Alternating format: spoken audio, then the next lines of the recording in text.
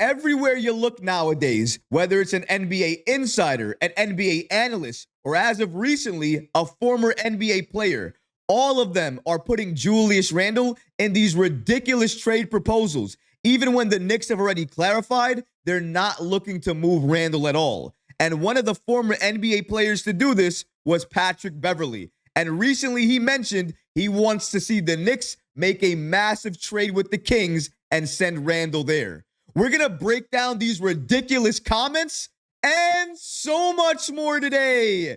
If you're not already subscribed to the channel, go ahead and hit that subscribe button now. And make sure you have notifications turned on so you don't miss a second of the new content.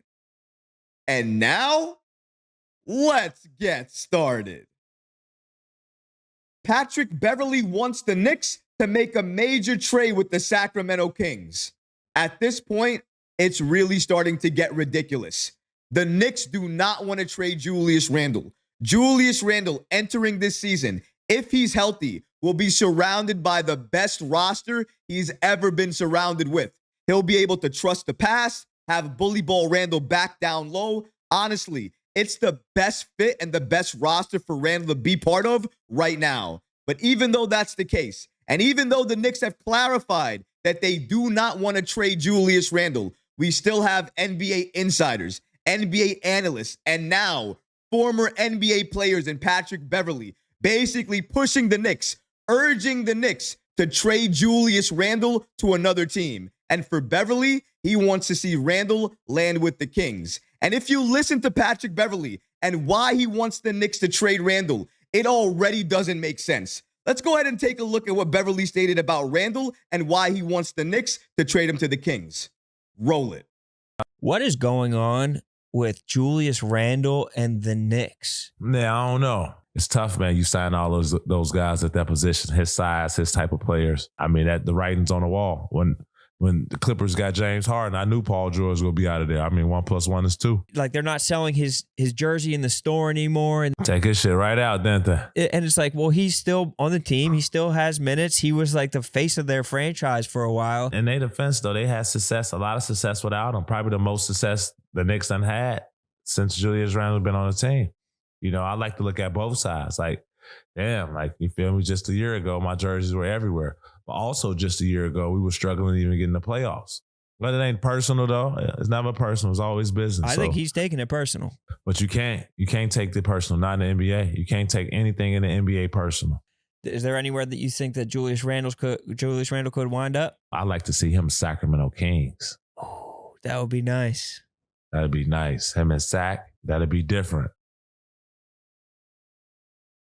There are so many issues with what they were just talking about during that podcast about Julius Randle. So many inaccuracies. Now, I could list them down and we could break it down little by little. But you know what? I played it once and I tried my best to bite my tongue and not say anything. This time around, we're going to play it again and I'm going to stop it at each time that he's incorrect. Let's go ahead and do that. What is going on with Julius Randle and the Knicks? Right now, there is nothing going on with Julius Randle and the Knicks. Nothing at all. If anything, according to Ian Bagley, last we checked with Julius Randle, he's excited, he's happy, he's going through rehab, he's trying to become as healthy as possible so he can get back with this Knicks team and dominate. So to answer that question, nothing is going on with Julius Randle at all. But according to you guys, you think everything's going on with Julius Randle. You think he's not happy or whatever the reason may be. But let's continue here. Yeah, I don't know. It's tough, man. You sign all those guys at that position, his size, his type of players. Let's stop that right there. It's tough that you sign all those guys at that position, more or less saying at his position, his size. Let's take this for a little bit of an example here. Let's look at the Knicks roster real quick. There is nobody on the Knicks roster that matches Julius Randle's style, his physicality, or his level of play. There is nobody on the Knicks that can match Julius Randle. If we lose Randle, there is nobody that can come in to replace him. Just like if we lost Brunson, there is nobody that can come in to replace him. Those two guys for our teams are all-stars. There is no way you can replace them that easily. And Randle is amazing on this team. His impact is off the charts. With the players that we added, we only help his dynamic with the Knicks because we added Bridges, because we signed OG Anunoby to that monster contract. Now Randle has two guys in the corner that not only can help him on defense, but that he can trust on offense to knock down the three. That's what we've given him. There's nobody there to replace him. If anything, we've now given Randle the tools to make his skill set even better. What are we talking about here? Let's continue. I mean, the writing's on the wall. When the Clippers got James Harden, I knew Paul George was going to be out of there. I mean, 1 + 1 is 2. Not even the same situation. Like they're not selling his jersey in the store anymore. And take his shit right out. Incorrect. If you look at MSG, if you go there, we saw fans already posted after this report came out. Magically, Julius Randle jerseys are in the store, but likely a little bit limited. Now, why would that be? Oh, maybe because they're selling and people are buying them and they're out of stock right now. It doesn't mean that they're not selling his jerseys. It's just another ridiculous take and based off something that is not factual. And it's like, well, he's still on the team. He still has minutes. He was like the face of their franchise for a while. In their defense, though, they had success, a lot of success without him. Probably the most success the Knicks done had. Okay, let's take this for another thing here. Last year, we were a second-round playoff team. This year, we were a second-round playoff team all the way to the semifinals. Now, obviously, the road to get there looked a little bit different. We were dealing with injuries and everything like that. But I think everybody could say if we had Randle against the Pacers, we would have won that series and headed off to the Eastern Conference Finals against the Boston Celtics. Randle is absolutely needed on this team. He has not been replaced. Of course, he's not the number one choice on offense anymore. That's Jalen Brunson, as he's turned into a superstar. But Randle obviously knows that, and he understands that, and he's okay with it. Randle wants to win a championship. And if that means some nights he's not the best player on the floor, but he's the second best player or third best player, he's not going to mind as long as they win and they're one step closer to getting a chip, because that's all that matters in the NBA right now. Julius Randle absolutely understands that. And that's why he's excited to come back to play with Mikal, to play with Jalen, to play with OG, to play with this championship roster that we created. And he's a big part of our championship aspirations. Since Julius Randle been on the team, you know, I like to look at both sides. Like, damn, like, you feel me? Just a year ago, my jerseys were everywhere. But also just a year ago, we were struggling to even get in the playoffs. But it ain't personal, though. It's never personal. It's always business. I think he's taking it personal. But you can't take the personal, not in the NBA. You can't take anything in the NBA personal. Is there anywhere? There is nothing, no reports, no evidence at all that Julius Randle has taken anything at all personally. And I know people are going to point to the fact that he mentioned on his Instagram that he saw that there were no jerseys in MSG, but he was trolling when he was looking at that. He even had some laughing emojis in his response. Anybody thinking that he was serious is thinking a completely different thing and trying to create a narrative that does not exist. Julius Randle looks happy, looks excited, looks like he wants to come back to this Knicks team and absolutely dominate. And everything is waiting for him to do exactly that. We have the roster in place for him to dominate. And just going back to Julius Randle and success with or without him, here's the thing. The Knicks found a way to win without him. Great. That should be kudos to the Knicks for being able to do that when they shouldn't have.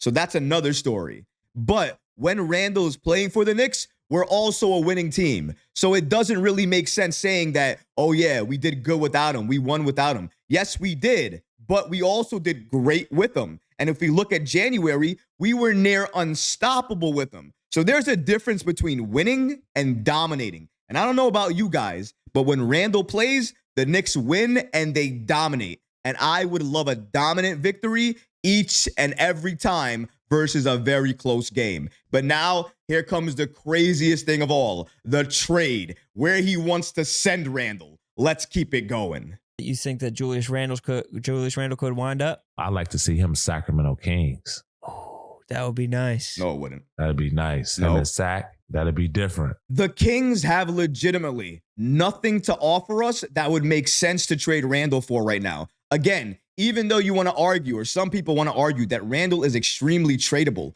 maybe he is because of his contract, it doesn't mean the Knicks would just up and trade him for anything. They would want something significant back. And the Kings would not want to give up anything significant to get Randle on their squad, because they're obviously trying to do the same thing the Knicks are trying to do, win a championship with the roster that they have. The trading Julius Randle narrative has to stop. It has to die, because the Knicks are not looking to trade Randle right now. They pretty much said that exact same thing. And I know why this is a conversation, because Randle and his extension, I understand. He still has not been extended. He's eligible to be extended, but the Knicks have not done so yet. And according to reports we covered a couple of weeks ago, Julius Randle nor the Knicks are not even thinking about that right now. And I believe those reports, because if you're Randle, if you're betting on yourself, you know you're coming back from injury, you know that the best way to get the most amount of money from any team you're going to sign with is to show out during the regular season, but take it to another level in the postseason, then that's what you're going to do. That's what you're going to be thinking about. Because if you do that, you can pretty much guarantee yourself an amazing payday. And for Randle, it might be the most money of his entire career. Maybe the last big contract of his entire career. And if that's the case, you can believe he is going to be motivated to make sure he plays the best basketball of his entire career. And I'm not only talking about from the scoring end. He is going to be passing the ball and playmaking like nobody's business. We have the roster finally for the Knicks to take advantage of Julius Randle's playmaking. He'll be able to trust the pass no matter who's on the floor with him. And watching what they can do fully healthy is going to be something to see, because I believe they can run through any team they face if they have a fully healthy roster. And I know going into the season, we may not have that with Mitchell Robinson, but I'm going to have faith and hope that the Knicks and Leon Rose will figure out a way to recover from this and ensure we have the best roster available opening night, so that way we can get a victory and continue to add to the win column each and every single night. The goal this year is to get to the Eastern Conference Finals and beyond that. And I want the Knicks to go as far as possible, to win as many games,